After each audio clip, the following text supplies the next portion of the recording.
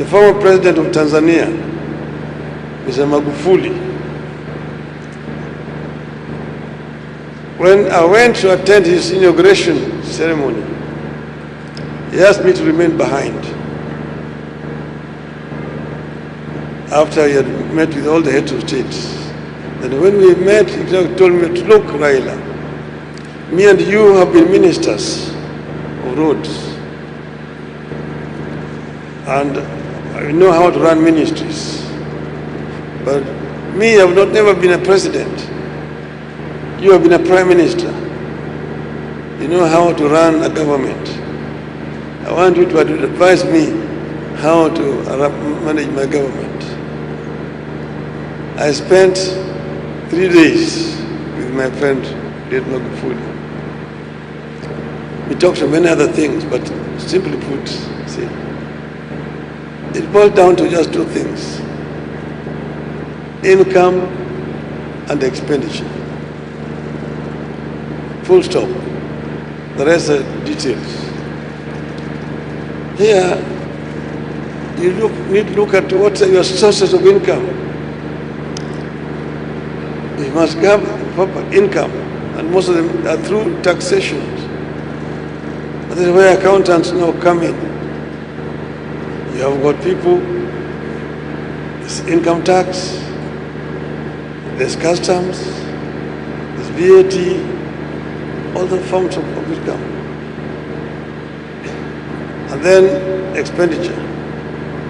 So we found that there were leakages first in terms of income. The government was supposed to be collecting taxes, but very little of those taxes were getting into government coffers. Most of it was going to the pockets of officers. So you created a lot of ticks in between, which were basically taking most of this. See, you found that the revenue officers were the boys in town. They're the ones who are buying apartment blocks in town. The ones who are driving the latest models of cars in town.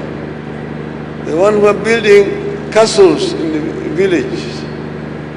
The ones who are building high-rise buildings in village markets. So if you do a lifestyle audit, you can nab all of them. This is what we did. And we fired a number of them, retained those who are retainable. Then all of a sudden, the income begin to rise. On the other side is expenditure. Each and every ministry had a revenue, had a procurement officer seconded from the treasury. And these were accountants, procurement officers. There was a requirement under the Nyayo that any procurement above 100,000 shillings had to be done competitively.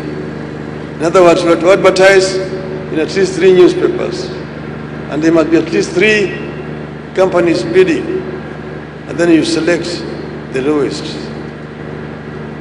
We found out that each and every procurement officer had 3 companies registered in his or her name. So that, and then there's now collusion. It's known that the procurement officer in education supplies health. The one who health supplies agriculture. And agriculture supplies transport, and so on and so forth. Whenever there is any kind of a tender, in one ministry, only one fellow would tender. 3 companies all belonging to one person. And you pick the lowest. An item that is supposed to cost 100,000 shillings is bought at 1 million shillings. Then this is now shared among them. So government was procuring very expensively. There was no value for money. First, revenue is not coming, very little is coming, unless that comes, it's also wasted on this other side. When we plugged both these sides, the revenue side, the revenue went up. The procurement side we also dealt with. Then the cost of procurement also went down, and there was also quality. When I was Minister for Roads and Public Works, I found when tarmacking of a standard 1 kilometer road, 5.5 meters in width, was an average of 55 million shillings per kilometer. 55 million shillings per kilometer. I sat down with my engineers because at that time the cost of constructing a road per kilometer in Uganda was cheaper than in Kenya. I asked, why should a construction be cheaper in Uganda as Uganda is getting raw materials from Kenya? Bitumen and all these things are coming from Kenya to Uganda. It doesn't make sense. So we sat down and came out. There's a quantity surveyor, there's a civil engineer, we had even an architect, and all these officers.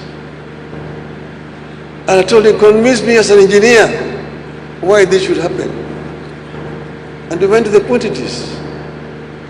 We managed to reduce the cost from 55 million shillings per kilometer to 25 per kilometer. And we introduced a new gauge, 6 meters instead of 5.5. And better quality, we were able to do it. From 55 million to 25 million, we reduced. So we therefore, within a very short period of time, we had sufficient revenue. 95% of our development budget was being domestically financed. We only relying on 5% from donors. And everybody who was there know how much infrastructure we were able to develop at that time. It's not rocket science. So it's not a question of adding more taxes. You add more taxes until now the people cannot pay it. You're milking the cow until only blood is coming, there's no more milk. But what you do is, what you are collecting, look at where it is leaking and plug those loopholes. Then you have sufficient funds for development. This is what would happen in Australia. This is advice that I'm giving to the government.